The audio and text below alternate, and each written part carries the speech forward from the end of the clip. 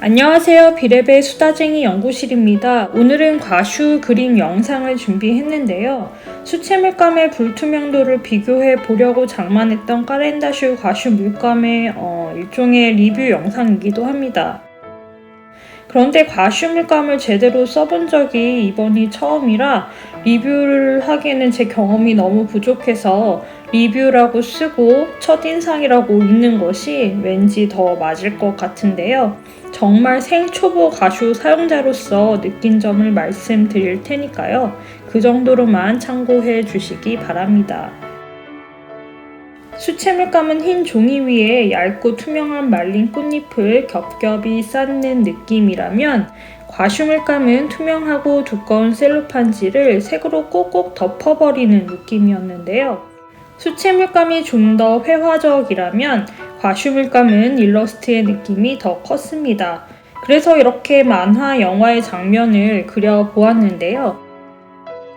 혹시 이게 무슨 만화인지 아시나요? 이것은 지브리의 장편 만화 중 하나인 이웃집 토토로에 나오는 한 장면인데요. 토토로가 몰래 도망가는 중인지도 모르고 열심히 문 앞을 지키고 있는 아이의 모습이 너무 사랑스럽죠.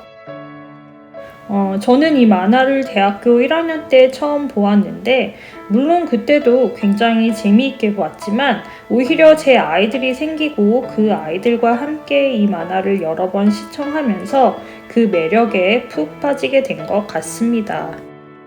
특히나 이 그림에 나오는 꼬마 아이는 제 딸을 생각나게 하는데요. 생김새가 닮았다는 말은 아니고 요 나이대의 아이들의 짤막한 팔과 다리로 보여주는 행동 하나하나가 너무도 제 아이의 모습과 닮아서 캐릭터를 이다지도 사실적으로 묘사하신 분의 섬세함에 감탄을 했답니다.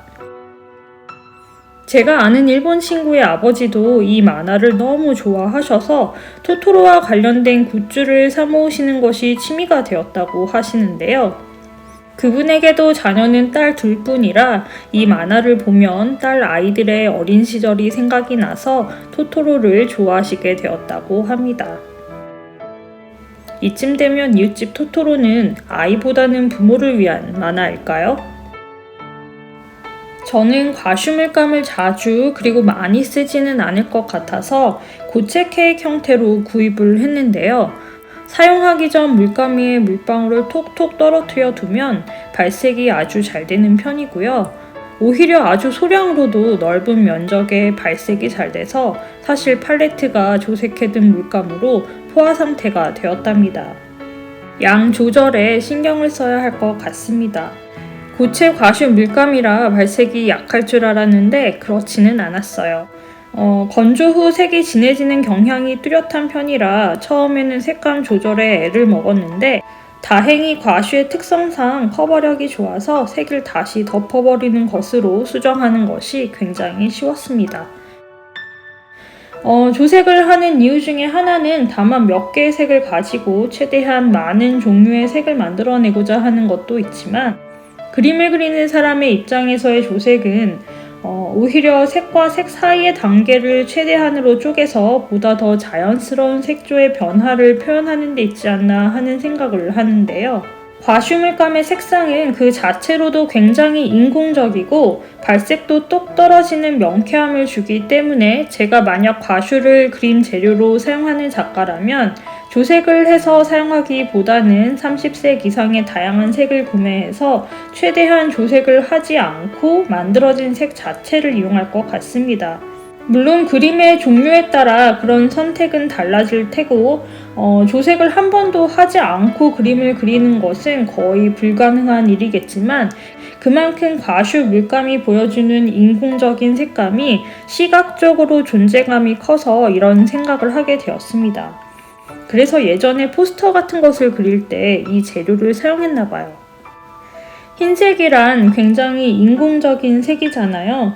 과슈 물감은 흰색을 이용해서 명도 조절을 하는 재료이다 보니 더 그런 생각이 든 것 같기도 합니다.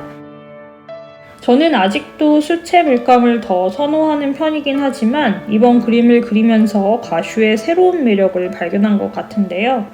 흰색이 섞인 파스텔 톤의 색감들이 크리미한 제형으로 발색되는 모습이 저 스스로에게는 무척 만족감을 주어서 시간만 허락된다면 가끔은 기분 전환용으로 과슈 그림을 그려보고 싶어졌어요. 재료의 특징을 잘 몰라서 그저 색칠 공부하는 느낌으로 채색을 하려고 했는데 처음이라 헤매서 그런 건지 색이 두껍게 칠해지는 재료니까 더 꾸물꾸물 꼼꼼하게 채색하느라 그랬는지 배터리가 다 된 줄도 몰라서 마지막 과정은 생략되었는데요. 그냥 이렇게 완성된 그림을 보여드리겠습니다. 오늘은 제가 느낀 까렌다슈 고체 과슈 물감의 첫인상에 대한 이야기를 했는데요. 제 이야기가 유익하셨나요? 제 이야기가 유익하셨던 분들은 좋아요와 구독하기 부탁드리고요. 저는 또 다른 이야기로 다음 영상에서 뵙도록 하겠습니다. 영상 봐주셔서 진심으로 감사합니다. 안녕히 계세요.